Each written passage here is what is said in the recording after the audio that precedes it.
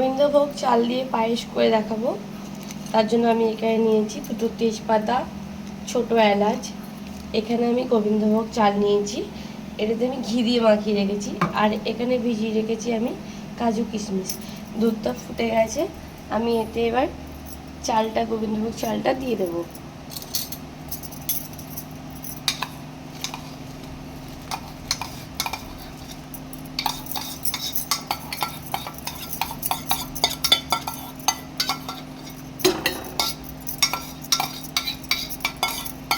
গোবিন্দভোগ চালে ঘিটা মিশিয়ে রাখলে আরো বেশি সেন্ট বেরোয়।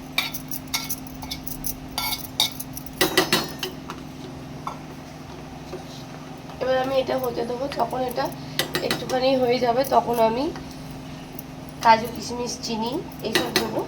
এখন এই এলাচ আর তেজপাতাটা দিয়ে দেবো। চালটা আর্ধেক হয়ে গেছে, এই যে আমি এবার এতে দিয়ে দেবো চিনি। আমি আজকে বাতাসা দেবো না, আজকে শুধু চিনি দিয়ে করবো। যে যেরকম মিষ্টি খাবে ততটা চিনি সে দেবে।